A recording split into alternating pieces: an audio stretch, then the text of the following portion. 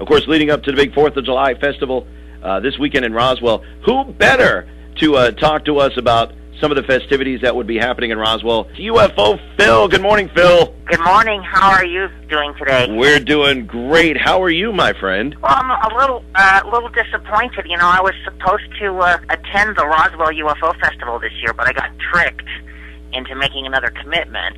Oh, no. Well, I thought we could talk about that a little bit because, listen, folks, who better to know what's going on down there than somebody who's got firsthand knowledge of Roswell, New Mexico. In fact, if you go over and check out his website, ufophil.com, he's got a brief history about his association with Roswell.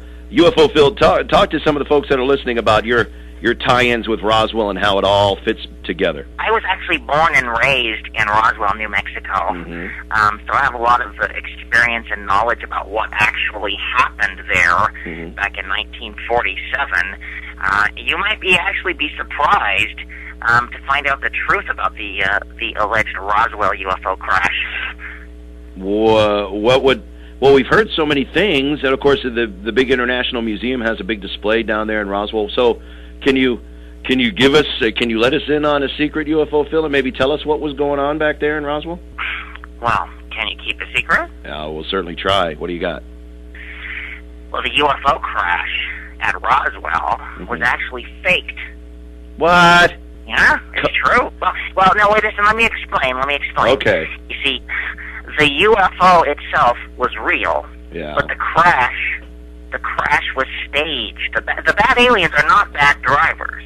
Really? As you might believe, yeah. Yeah. So what happened was, the bad aliens had decided to play a little trick on us, and they got one of their old decommissioned flying saucers, and they hovered it above a field northeast of Roswell out there, and then what they did was they filled it up with old, outdated technology, and then they threw it down into the field so that we would think it crashed, and they knew that NASA would reverse engineer it, and that's how they fed us bad technology, and NASA ended up using some of that technology, so it worked pretty good as far as the bad aliens. It was also a good way for them to get rid of a couple of good alien bodies, because they had just murdered a couple, and so they put those in the craft too, and those were discovered by NASA as well.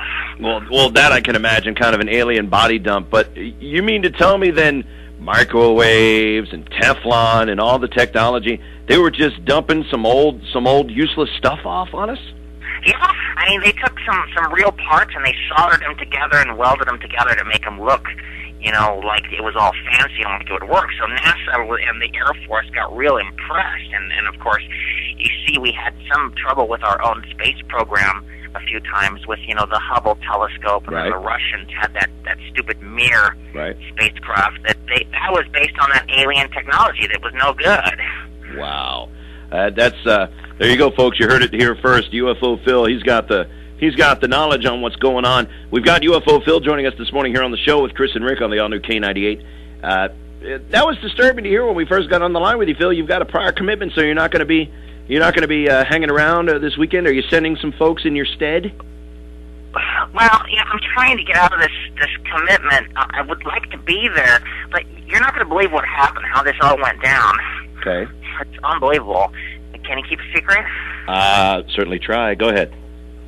Well, I got an invitation in the mail, and I thought it was from the Roswell UFO Museum inviting me to hang out with them at the festival this weekend. Right. And so I RSVP'd, and this was months ago, and I agreed to perform, and then what I found out was that it was actually the bad aliens had sent it, and they tricked me.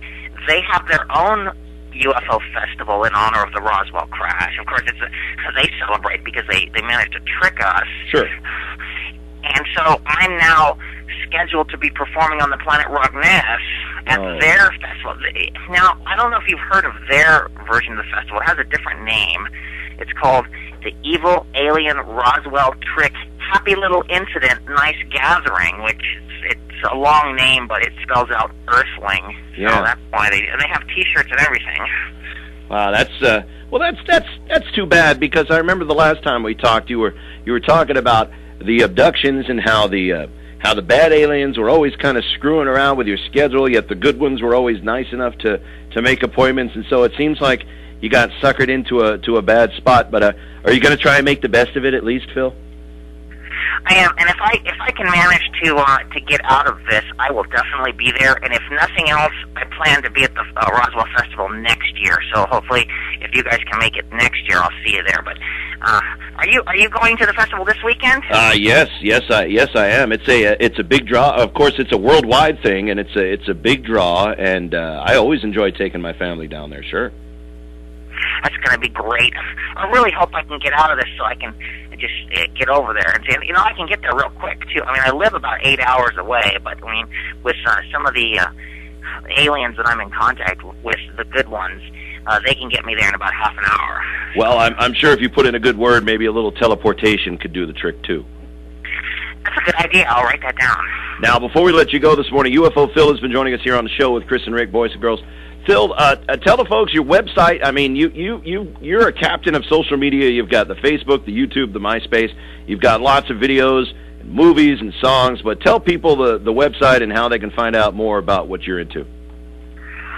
Oh, sure. If you just go to UFO Phil, now that's the name, P-H-I-L. That's how it's spelled, UFOphil.com.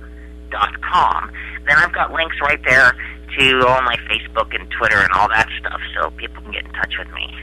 And you'll enjoy watching some of the videos. And UFO Phil is fighting the good fight, and he's at least out there giving you the information that you need to know to discern against the good aliens and the bad aliens. Phil, it's sad to hear that you got snookered, but hopefully we'll catch you around the bend, and we'll see you in Roswell. Thanks for joining us this morning, and all the best, and good luck with that wireless electricity you've been working on. Okay, thanks, guys.